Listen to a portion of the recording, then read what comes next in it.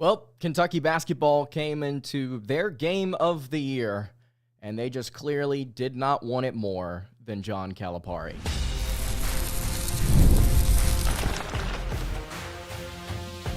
You are Locked On Kentucky, your daily podcast on the Kentucky Wildcats, part of the Locked On Podcast Network, your team every day. All right, what's going on, Big Blue Nation? Welcome on into Locked On Kentucky, your daily Kentucky Wildcats podcast. I'm your host, Lance Dawe, and on tonight's episode of Locked On Kentucky, we are going to be recapping Kentucky basketball's loss to the Arkansas Razorbacks, a stunner in Rupp Arena as the Cats go down. The game is not officially ended yet. We're live here on YouTube, but I wanted to get out ahead of it because, well, the game at this point is over. As of right now, Kentucky is down 87-75 with 1 minute and 6 seconds to go. They're not going to be coming back from this one, and gentlemen, the Cats have lost to a team that just simply wanted it more. It's a shooting performance from the Arkansas Razorbacks that, quite frankly, I did not expect coming. I don't think nobody in Arkansas, nobody in Kentucky would have expected the shooting performance that Arkansas has had tonight to come to fruition, and sure enough, it certainly has. Thank you guys so much for making Locked On Kentucky your first listen every single day. Want to remind everyone out there that we are free and available on all platforms. And if you're watching on YouTube, I would greatly appreciate it if you subscribe to the show. And if you are listening on podcast, I would also appreciate it if you subscribed there as well. Again, appreciate you guys in the live chat for tuning in. This is a game where Kentucky was down both their starting and backup point guards, and you can talk about how much of an important aspect of this game that could be, especially considering the way that DJ Wagner played tonight for Arkansas, but it really comes down to two different things for me. And it comes down to Arkansas wanting the game more. They wanted to win this game more than Kentucky did. And then on top of that, you also had some very poor officiating. And this is something I've continued to harp about. I know it's right here on the screen. I'm not going to dive too much into it other than two different things. Number one, officiating in college basketball has been incredibly inconsistent this entire season.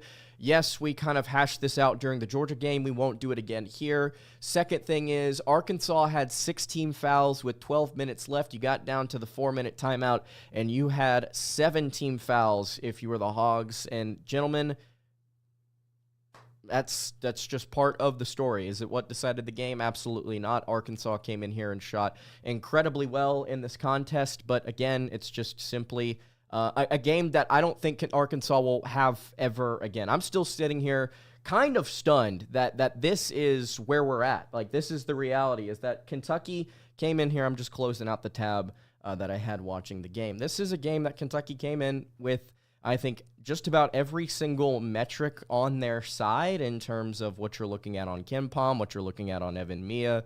On paper, this is a team that Kentucky should have beaten by what the Vegas line said, somewhere between 10 to 15 points. This is an Arkansas team that has shot so poorly this season that you didn't expect for them to come in and rattle off 13 threes, 13 of 25 there for the game. Kentucky shot 43.5% themselves, 10 of 23 from beyond the arc, at least so far, with 1 minute and 6 left in the game. But that's just kind of how this one went. Again, I appreciate you guys tuning in the live chat. If you've got any comments on this game, would love for you to sound off.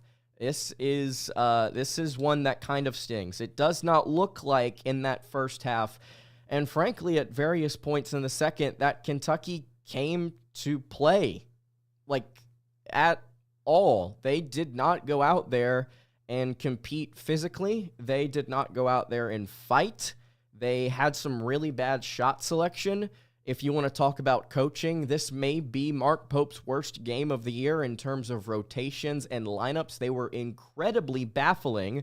One of you just mentioned it in the live chat, and I'll say it here. Run some zone against Calipari and a team that does not shoot the ball well, and yet they just simply refused to do it. An incredibly upsetting and disappointing performance for the Cats. Somebody else here in the chat, Josh, says Amari and Robinson were the only ones who showed up, and it does kind of feel like that Amari was the guy here, at least in the preview episode that I said, hey, he was the X factor for Kentucky, and he came in, played very, very well. He has 20 points, 11 rebounds, he has 3 assists, 3 turnovers as well, but a steal, and he played really well in 24 minutes. In fact, I'm looking here. He's the only Wildcat that's positive in plus-minus box score here. Jax was minus 11 despite having 20 points, shooting 6 of 9 from the floor. He had 3 rebounds, 2 assists, 2 turnovers. I thought both of them played well.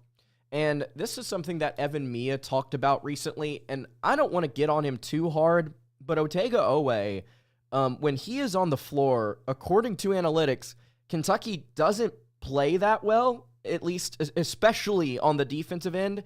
And as of late, they've been playing worse. And in this game, you see him go 4 of 12 for 8 points, 2 rebounds, minus 18 in 31 minutes of play. That's the worst here out of the entire rotation that played tonight. You have to figure out what you're doing with your rotations. If Lamont Butler's going to be out long-term, maybe you start looking elsewhere outside of, frankly, somebody like Colin Chandler or Travis Perry, who have simply just not provided enough. I know they got on the floor tonight, and they were able to contribute in a couple of different ways, but Travis is just, I don't think he's the long-term answer for you, at least this season. I mean long-term, like to finish out the season. And then you look at a guy like Colin Chandler, who played 17 minutes tonight. I don't quite understand why. And if you want to say, well, Kobe doesn't play defense, Kobe finished with a better plus-minus. Despite going 2 of 8, he still finished with, I think, actually, third best plus-minus on the team tonight. He was apparently the third best player on the floor in 28 minutes, despite going 2 of 8, 1 of 6 from 3. Look, if you also want to get pretty simple here, if you want to talk about kind of, where this fell apart for Kentucky, you can also look to the second half shooting. Kentucky went 3 of 13 from beyond the arc. Arkansas only shot 7 threes, but they made 4 of them. It's for Kentucky, man. Mark Pope has talked a lot about it's about volume, not efficiency, and you kind of throw that out of the window whenever you just simply cannot stop another team from scoring on slower possessions. It's just, you have to be more efficient. It's not about chucking up more threes. It's about making the open ones that you get, man. So this one, it's frustrating. It's frustrating. Game's not even over yet. Kentucky is now down 89-79 with 17 seconds left. Apparently, they've made their last 3 shots, but it doesn't matter as they have just simply not been able to stay in front of Janelle Davis, Adu Thiero, DJ Wagner, 3 players who just went out of their minds, just played ballistic here tonight. You didn't expect it, and there it goes. It is officially gone. Final 89-79. Again, I appreciate you guys in the live chat. Just continue to sound off. Let me know what you think about this game. If you want to spin this positively, which I'll probably say this later on in the show, and a lot of Arkansas fans will probably see this. If anybody wants to clip this, you know what? Go ahead. I frankly don't really care. The Hogs, I don't foresee them having another shooting performance like that again. These kids that are currently on this roster could be playing well after college with each other, whether it be in the NBA, whether it be pickup, whether it be overseas. It doesn't really matter. They're never going to have a game like this again. And I respect that. There is a respect to that because what it means is they got up for this game and they wanted to win. This is a roster coming into the season that a lot of people had high hopes in. When they beat Kansas in an exhibition game earlier this year, a lot of people got really excited, as they should have. This is a talented, on paper, talented Arkansas group, but they've fought through injuries. They've kind of been shorthanded, and here they are now in a game where their backs are against the wall. This is what Cal has done so well, especially during his time at Kentucky. They fight and they win one that they frankly shouldn't. It's the one game a year where you pull out of it and you go, how on earth did Coach Cal win that? And yet they find a way to do it here. We're live on YouTube. If you're listening on the postcast, appreciate you tuning in and wherever you're tuned in. Hey, subscribe to the show. We are so close to 15,000 subscribers. I appreciate every single one of you who are in here. 89-79 is the final score. The loss here. We'll continue to talk about this, how it plays out for UK. I think there is a very simple way to spin this positively. We'll talk about that here in just a little bit. Before we get to that, though, I want to tell you guys about our friends over at Game Time. Attending NFL playoffs is an experience unlike no other. The energy, the excitement, and the connection with other fans are unmatched. I'm sure we got to see a lot of that energy and excitement here in Rupp Arena tonight. This year, Game Time makes it even easier to create those unforgettable moments with their new feature, Game Time Picks. It filters out the fluff and shows you only the best deals on great seats so you can focus on what matters, being there. I've used Game Time for literally every single thing that I have gone to, whether it be a concert, whether it be a sporting event, doesn't matter. I've used Game Time. It takes everything that you could worry about possibly in the ticketing app experience. It makes it super, super simple and easy to get through. They've got on-time ticket delivery. They've also got all-in prices, so you're not confused about what you're getting into. They've got the lowest price guarantee as well on that app. Seat views before you buy. If you want to go to a game at Rupp, one that was as exciting as it was tonight, you need to take the guesswork out of buying your tickets and get Game Time. Download the Game Time app, create an account, and use code LOCKEDONCollege for $20 off your first purchase. Terms apply. Again, create an account, redeem code LOCKEDONCollege, LOCKEDONCOLLEGE for $20 off. Download Game Time today. Last minute tickets, lowest price guaranteed. All right, continuing along here on the Saturday night edition of Locked On Kentucky. Lance Dawe hanging out here with you. Appreciate everybody in the live chat. Look, if you've not subscribed, would appreciate it. Recapping Kentucky basketball's 89-79 loss to the Arkansas Razorbacks. You got to give Cal credit. He got up for a game that mattered, and Kentucky folded under pressure. If you want to watch how that second half unfolded, things were rushed. Things were chaotic. Kentucky churned the ball over 14 times. They just did not shoot very well, and when they got open looks, they couldn't hit them. When they settled down, they couldn't execute. Arkansas, on the other hand, 89 freaking points for this squad after shooting 55% from the floor, 52% from three. In the second half, they shot 64% from the floor, 16 of 25. They slowed the game down, and they beat us at essentially our own game in terms of knocking down the three ball. And again, I want to reiterate something I said here.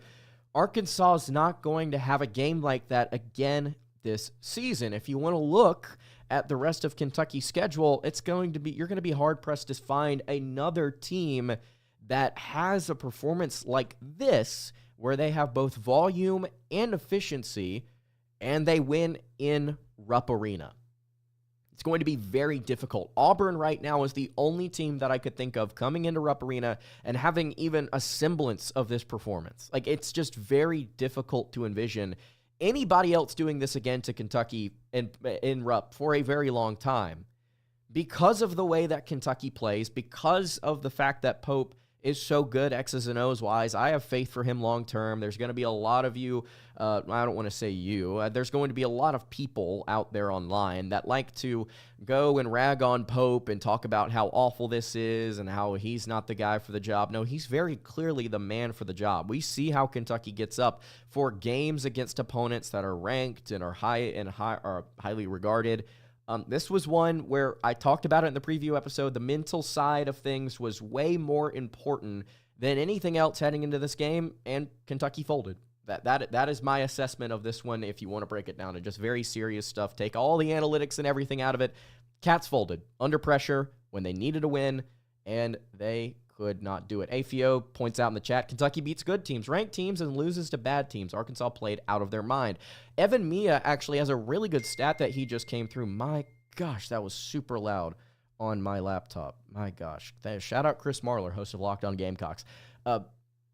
There's a stat that Evan Mia just put out recently, a new one that he's adding to his website about win quality. And if you want to go look at where Kentucky's at, that's exactly it. Kentucky is really good at beating good teams, and they are just simply bad at playing lesser competition. And obviously you want to give credit where credit is due. Arkansas played phenomenal tonight. They shot the ball like they haven't all season long. You want to give credit where credit is due. But again, this is a team. Let's not forget, I was 12-8, 1-6 in SEC play coming into this one. There were a lot of trends that were just simply bucked in this one, especially in the second half. You swallow it. It's a tough one to swallow. It's your first quad 2 loss of the season. Big hit to your resume. Thank goodness you beat that Tennessee team to get that quad 1 win. You got to stay above the 5 seed line. You have to be a 4 seed or higher. We've talked about it here on the show before, and Kentucky is still very much so in that position. You've got a very difficult road game, I believe, at Ole Miss here later on this week here on Tuesday. We'll see what happens. By the way, Kentucky had climbed all the way up to number 16 on KenPom. We'll see how far they plummet after losing to what is the 55th ranked team here in the entire country here in Arkansas. But yeah, you needed this one. You needed this one to try and finish above 500 in conference play. You got a tough game coming up against Ole Miss, who is just physical and is, frankly, I think a bad matchup for UK. But so is Tennessee, and they found a way to win that. So take a look at chat here.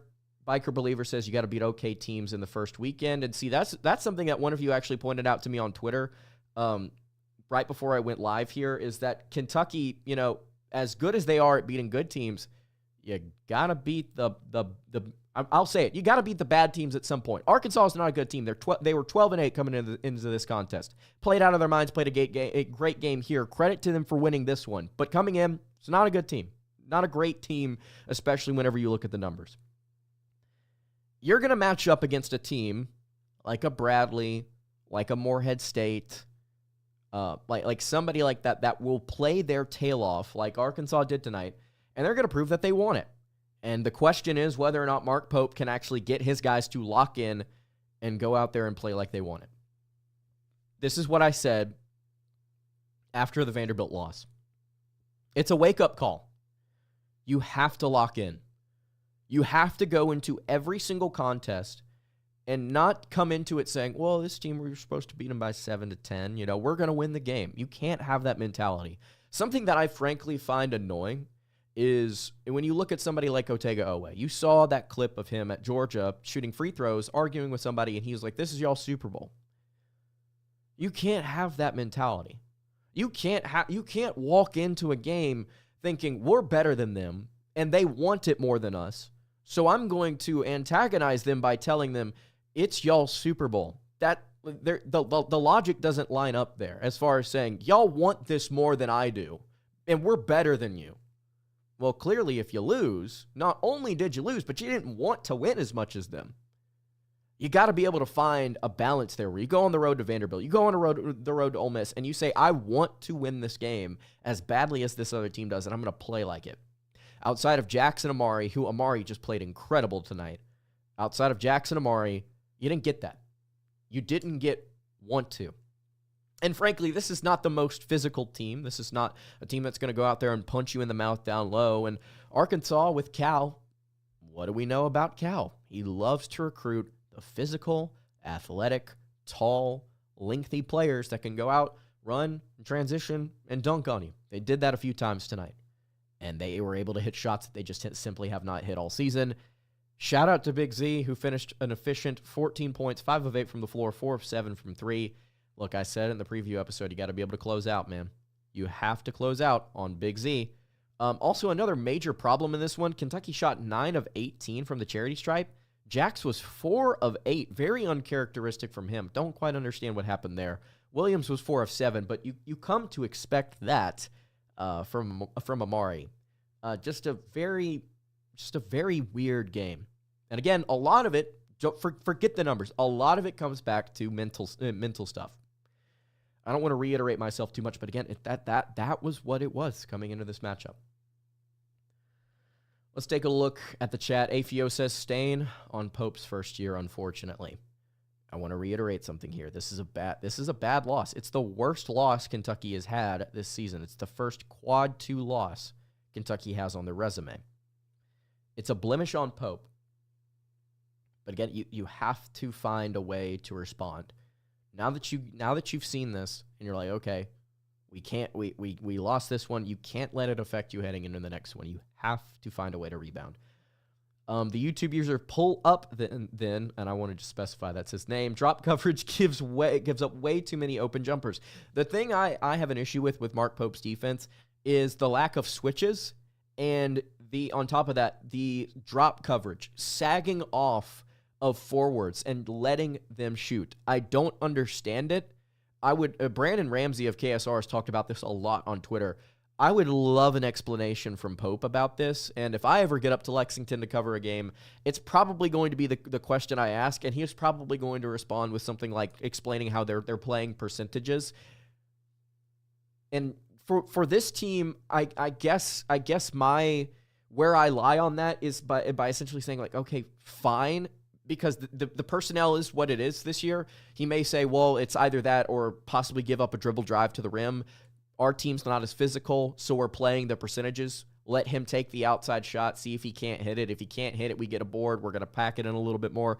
You have to be able to change that philosophy as you get more players into your system here at Kentucky, because now that you have access to the 5-star talent, something you didn't have at BYU, you have to be able to go out and say, okay, this is one of the major flaws of what I like to do. Let's go out there and get some more physical players so that we don't have to be afraid if we close out on shooters, right? We don't have to be afraid of them putting the ball on the floor and getting past us, because we can handle that. This team just does not have the personnel to do it, and it's kind of frustrating. But at the end of the day, there's nothing you can really do about it. You kind of have to just sit here and accept that's what it is. I mean, we're what now? 21 games into the season. It's crazy to think also that this is a team that has only played 21 games together, and they're 15-6 with more quad one wins than they had last year.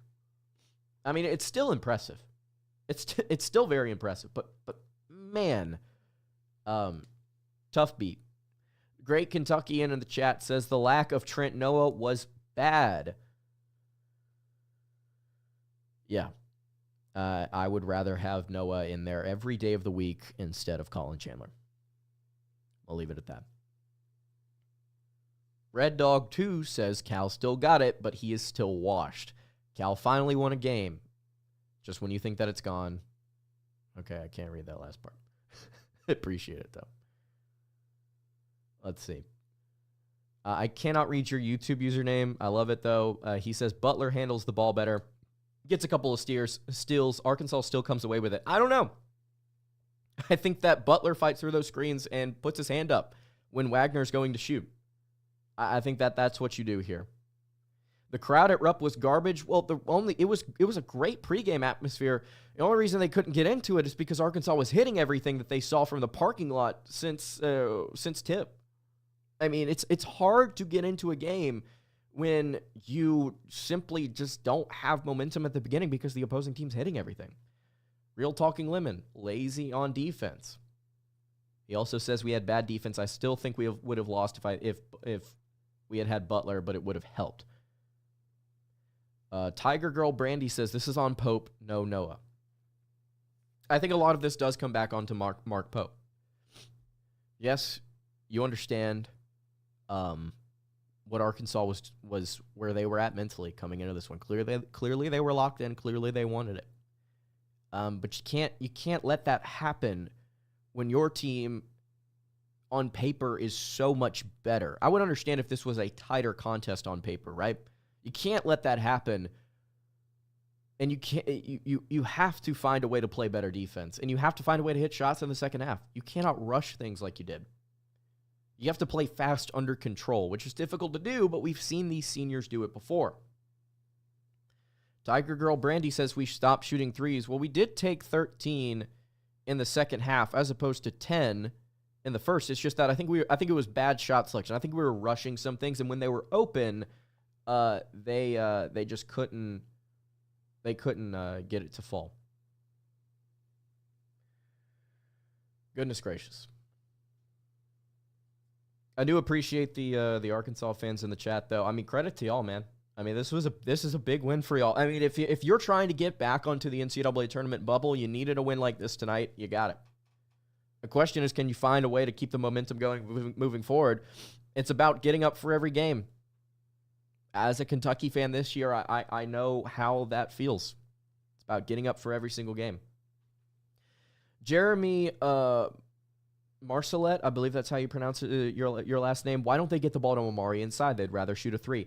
Something that people online kept saying on Twitter, and this is something that that I said a couple different times. I think Jimmy Dykes said this on the broadcast as well. It's like Kentucky's not really getting a ton of offense outside of Amari one-on-one, which, by the way, Amari hasn't had that all year long. Heading into this one, I said he was the X factor because one of the big reasons why is like, hey, he's 20 pounds heavier than any player Arkansas can put on the floor, and we know Big Z is soft. All due respect to him, who hit 4 threes tonight. Good for him. Yeah, why didn't they go down low more? I mean, I understand Amari still finished with 22, but if they want to slow the game down and make this ugly, let's make it ugly. Let's put their bigs in foul trouble at the very least. Let's pack it in. Let's run a 2 big man lineup. Let's put Garrison and Williams out there. We'll play a zone on the other end. We'll make them try and drive it in on 2 centers, and we'll make this as ugly as they want to make it.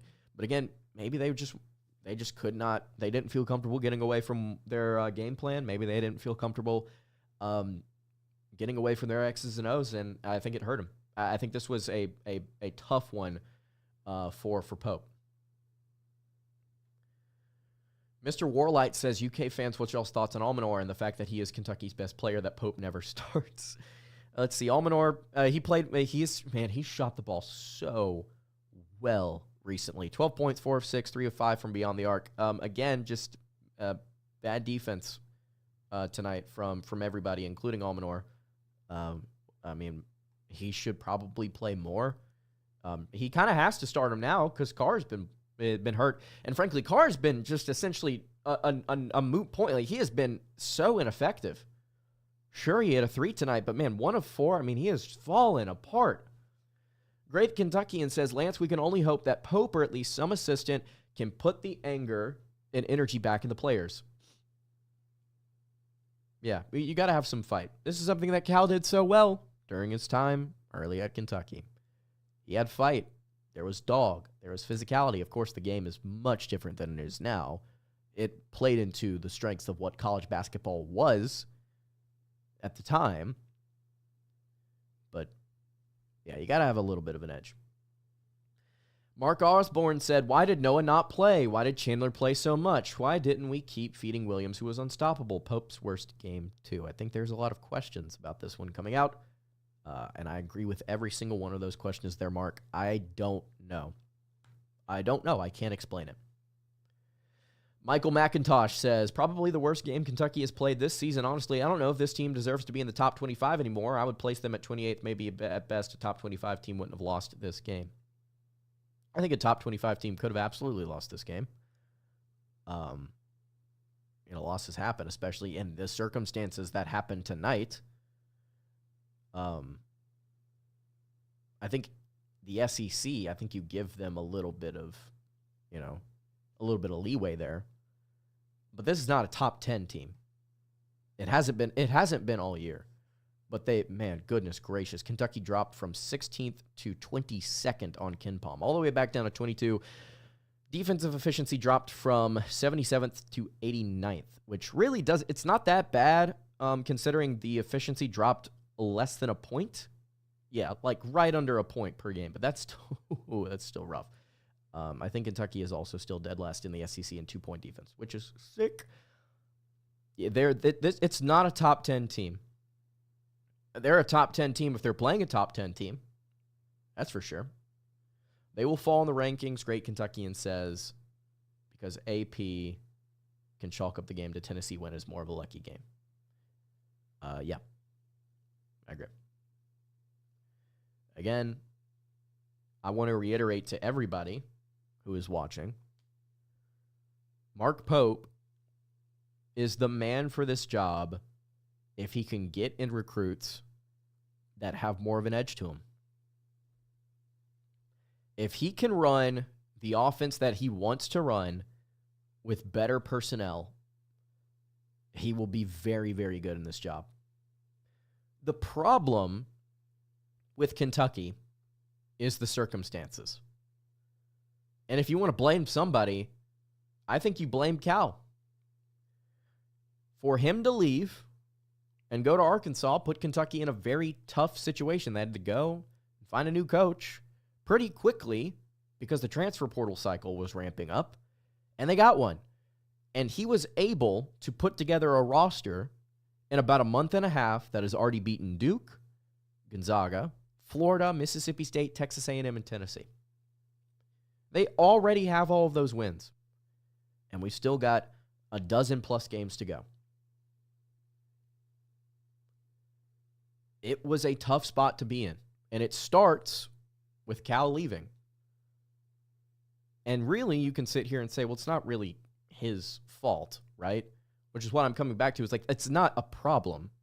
This is not an end of the world issue, or we have to go out there pitch with torches and pitchforks and say, we've got to blame somebody. It's Pope. Fire Pope. It's Mitch. Fire Mitch. No, that's not what we're dealing with here.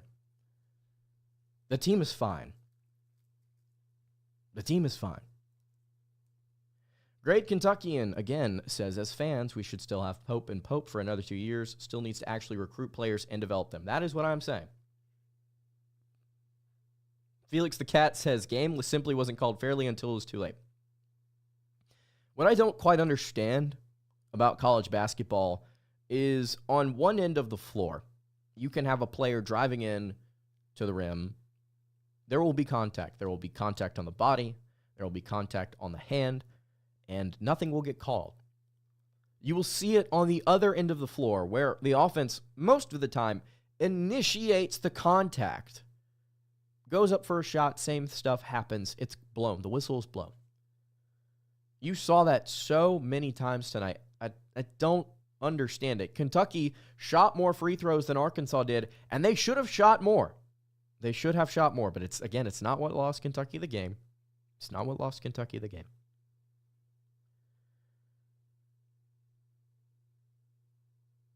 I don't understand it. Also, by the way, let's just get this out of the way real quick. You talk about stupid officials. You saw the double dribble. When Davis put the ball on the floor, he can't. Any time a player puts the ball on the floor like that, and first of all, it's a travel by definition. You can look that up. But if they pick it back up, it's a double dribble, and they go to dribble, it's a double dribble. And the official is right there watching it, and he just didn't call it. It's what are you going to do? Give it time. Give it time.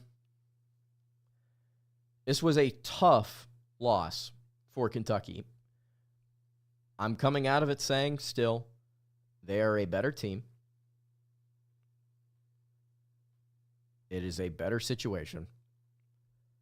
And they have a better resume, better record. I still think a better coach, X's and O's wise. And they did not want the game enough tonight. They've wanted the game enough so many times this season. They didn't get up for this one. You got to get up for Ole Miss on Tuesday. Take a look at the chat here as we wind down here. Appreciate, again, everybody in the live chat. Again, hey, if you have not subbed, I would love for you to be here if you're a Kentucky fan. If you're an Arkansas fan and you just want to hate watch, I don't mind having you. Appreciate it. Officiating didn't cost UK this game. CCP Bucks, again, would appreciate it if you actually listen to the show while I'm recording it live. Pretty sure those words came out of my mouth verbatim 5 minutes ago. That's funny. Christopher Smith says, I'm going to say it, and I don't care what anyone says. Jackson Robinson is lazy on defense as the liability. Again, it's a mental aspect, guys. It's a mental aspect. It's about want to. It's about desire. We've seen this Kentucky team put together really good halves before where they're like, okay, I want to go out and win a game. And they did. The personnel that Mark Pope has put together this year is just simply not built to out-tough anybody or out-want to certain teams. Why did Pope pick this game of all games to switch up rotations? Why is nobody talking about that? We were talking about it a little bit earlier. Yeah, I don't quite understand. Like, somebody asked specifically about, like, why didn't Noah play? Why did Chandler play so much? Why did Amari not get the ball? Like, These are questions I can't answer because I don't understand. Russellmania asks, Lance, do you have any confidence in Pope to fix this defense? We were talking about it like way earlier in the show. No. And the reason behind that is like, this is the personnel you have and you're playing percentages. I think Brandon Ramsey of KSR has talked about this a little bit. You're playing percentages, right? So if you have a forward on the other team and you're playing drop coverage, right? And you're stepping off of him to let him shoot instead of being afraid of him putting the ball on the floor, right? Like, that's a decision you're continuing to make, because if you put the ball on the floor, then you start to talk about individual one-on-one matchups. You start to talk less about analytics and more about what can my guy do at 6'7", 220 against the other player that's 6'7", 230, 240, and it's just physically built like a running back. Like, he's going to pound the ball in, they're going to throw you with an arm bar, they're going to push off of you, and they're going to create space, and they're going to lay the ball in. You do not have a player that can stop that, and the officials are not going to consistently call what should be called. And I'm not blaming this on the officials. It starts with your personnel. It starts and ends with, do you have a guy that can stop that? You don't. So you have to play the percentages. You have to say, okay, I'm going to step off him a little bit, and I'm going to try and see if he misses a shot. And if he misses a shot, you know what? We're getting rebounds. We're getting out in transition. We're going to see if we can hit the first open three that we're looking at. So.